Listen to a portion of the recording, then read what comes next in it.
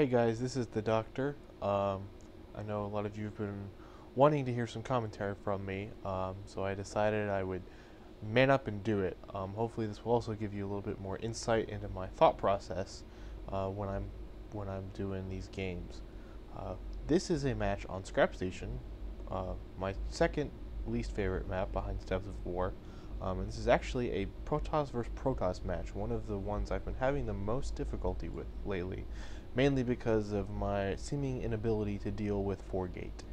Here we have the red Protoss, Prime, and I am over here as the blue Protoss.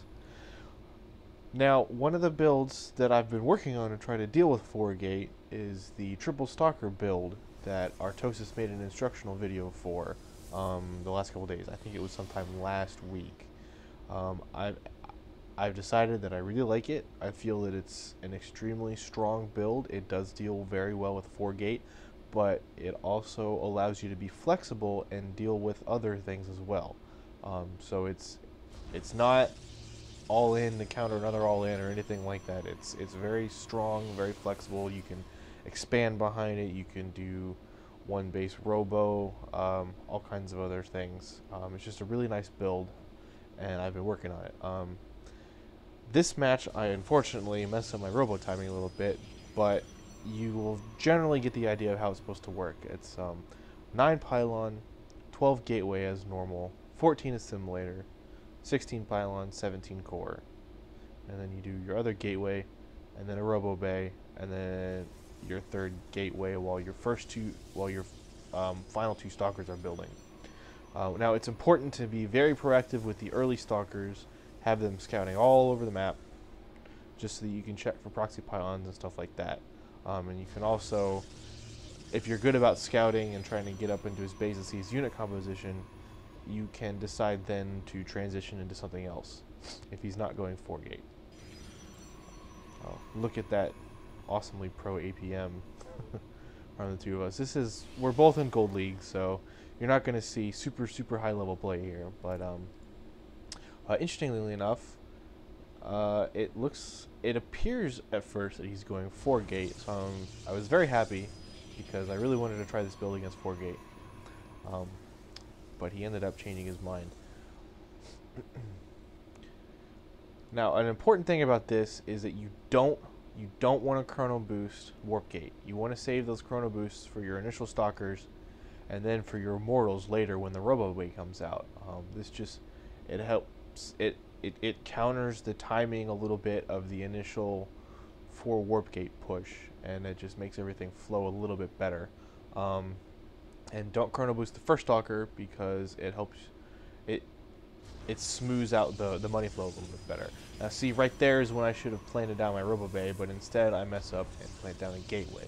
You want to plant your robo bay after your second gateway. And of course, it's important not to get supply blocked. Mistakes like that is why I am still in Gold League. It's just one more thing I have to keep working on. Now, I'm not doing as good of a job as I should be with this first stalker scouting. There he goes, just starting out now.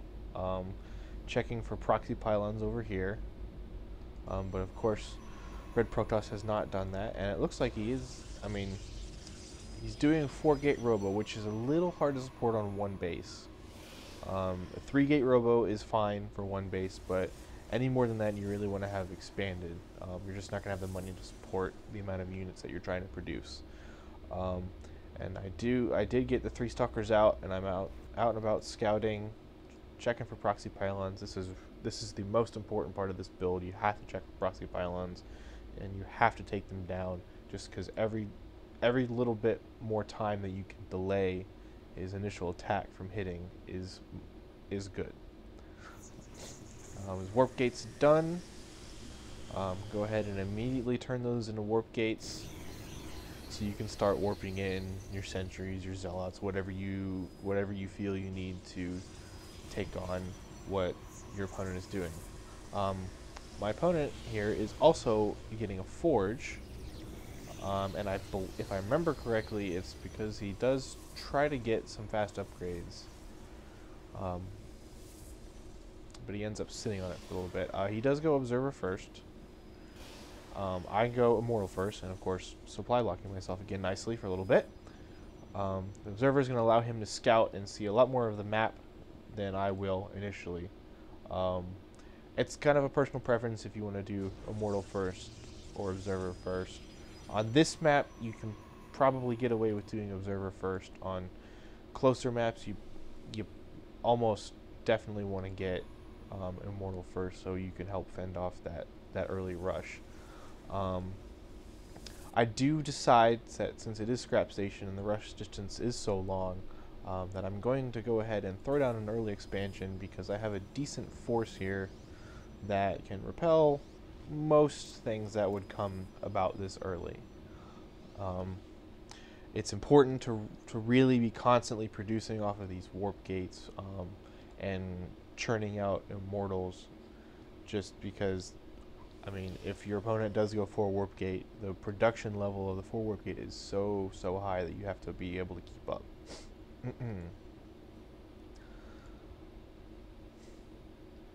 Get that expansion saturated nice and quickly. If we can look at the income tab, mine should shoot up here pretty soon. Yep, there it goes. And one thing I am doing well in this match is making probes throughout. That's one of the things that I've only recently started to become very consistent at, is just keep making probes throughout the game. And it's, boy, has it saved my butt a lot. At this point, we're about even supplies. It's about 9.5 minutes into the game. I probably should have been doing a little harass earlier, but I'm still very uncomfortable in the PvP matchup. If we look at the units, my armies are pretty even. I've got a higher sentry count. We got the same immortal count. And I decided that now is about the time that I should push through the rocks and try to see what sort of damage I can do to him, since he's obviously not foregating me, because if he was, he would have attacked by now.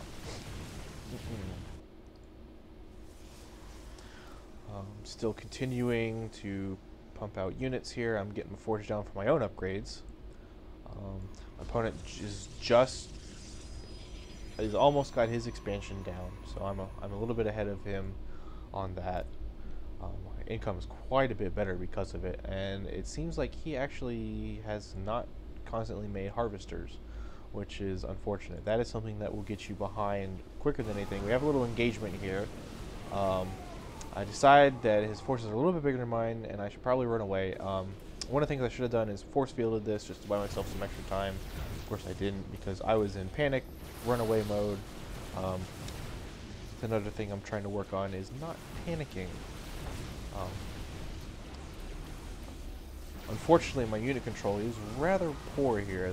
My micro in general just is not very good yet. I've been focusing much more on the macro aspects, as pretty much anybody should until you get to about Platinum League. But this poor unit control does really not work out in my favor. I get crushed pretty convincingly here, and I'm just barely able to hold it off. In a panic, I'm going to be pulling my probes here in a second. See how much my minerals have gone up and my gas is so low. This is panic mode. Here we go. Here come the probes. Should have target fired that stalk a little bit better. Would have gone down quickly. Man, look at how fast they're chewing down the immortal, though. That's actually kind of surprising. I do manage to warp in a few more units and clean this up, save my expansion. However, if we look at the harvester count, I've lost so many. I'm actually quite behind at this point. Yeah, because my opponent has his expansion nice and saturated right now. He hasn't been making too many probes, though. It seems like he's content to hover right around 30, 35. So at this point, I'm just trying to catch up. I'm focusing on making probes constantly, fitting in units when I can, trying to get my money down low again, throwing down some extra gateways because, you know, when your money build up to 1200 like it did before, that's one of the things that you just, I mean, just throw down some extra gateways just so you can burn off that money. And once I get this expansion saturated again, I will actually be able to properly support most of this. I do manage to catch back up supply-wise. My harvester count is still a little low. And I am not doing as good of a job as I need to about scouting.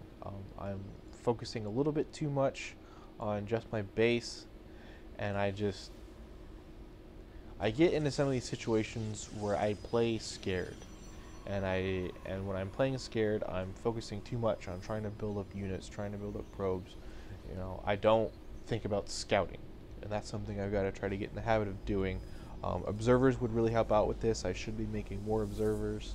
I should be sending stalkers and zealots to all corners of the map, checking for proxy pylons, trying to figure out what sort of unit composition he has. I have this observer here, but he's just kind of chilling. He's not really looking at anything. I don't know what's coming.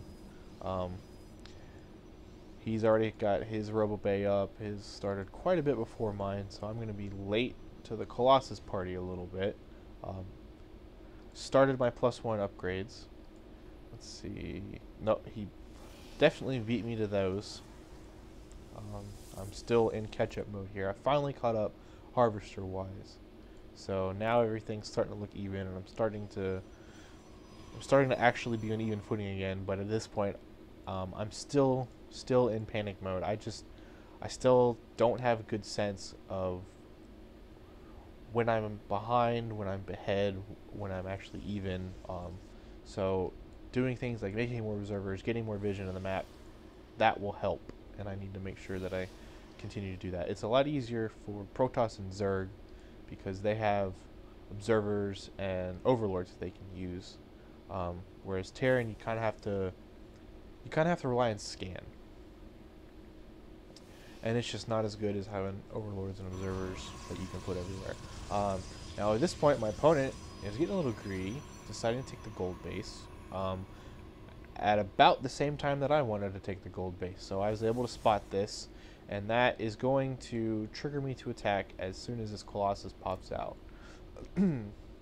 As you can see, my opponent is already upgrading Thermal Lance.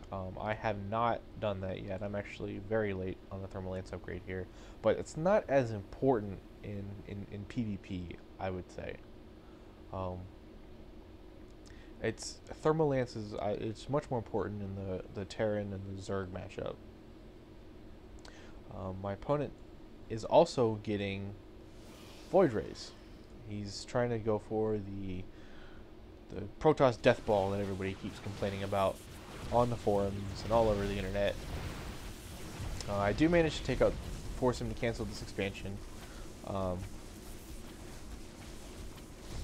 of course that's going to trigger his army to come and try to get into position. Sloppily let an observer die there. As you can see, my opponent has much better map vision than I do, because he's got observers. He's got an observer floating around. I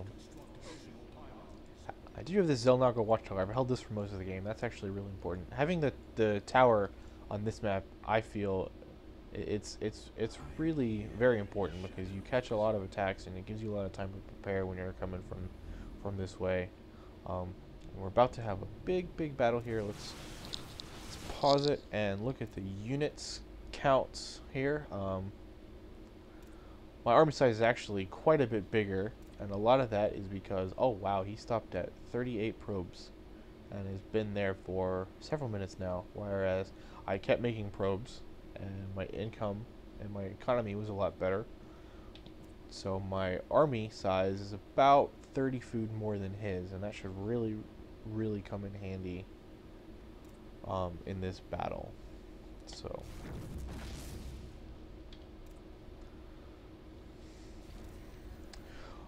what really makes a difference in this battle is my higher zealot count, and I'll show you what I mean here in just a second.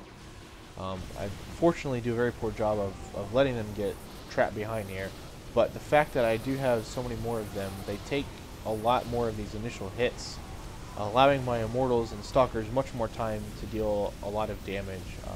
Stalkers quickly take out the Void Rays. I do actually do a little bit of focus firing there.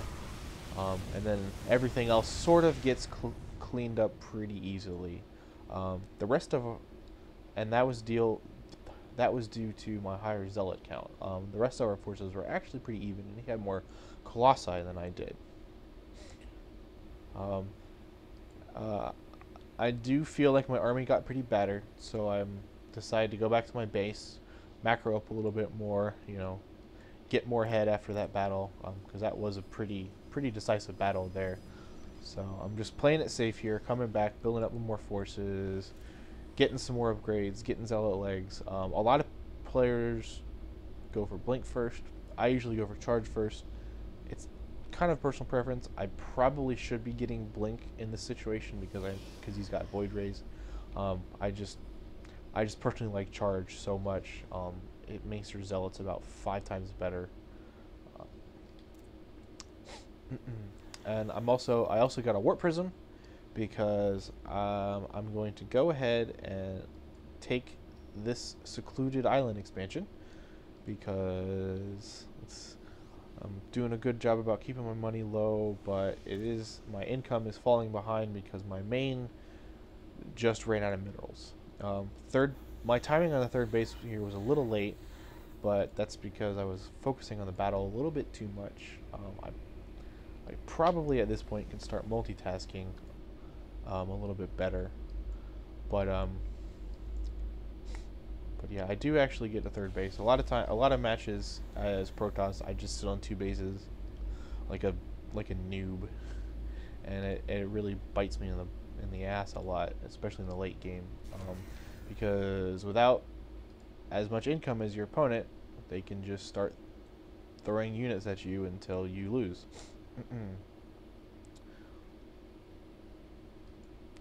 I've put pylons here and here especially just to try to scout if he tries to take this expansion again. And I do see that his army's there, so I move into position here. And this one is, obviously to warp units into a forward position. I probably should have not placed it there because if I needed to expand here later in the game, that's just a pylon that I would have had to take out. I'm pretty sure he scouted. Nope, he didn't scout my expansion, but he's going to check those rocks anyway. But as soon as I attack his base, he moves in and tries to attack me. I do quickly warp in some Zealots to flank him a little bit. And then this is just, yeah. Those force fields are kind of useless. I'm actually really bad at force fields right now. But the Zealots from behind flanking and really hitting those Colossus, I mean, that really helped me out in that battle significantly. And I believe at this point, yeah, I have +2 attack upgrades. He's only got +1 and no armor. I've got the 1 armor. So my upgrades overall were better. Still cranking out harvesters. Probably could be a little bit more off of 3 bases at this point, but not a big deal. And this, I'm basically going in for the kill here.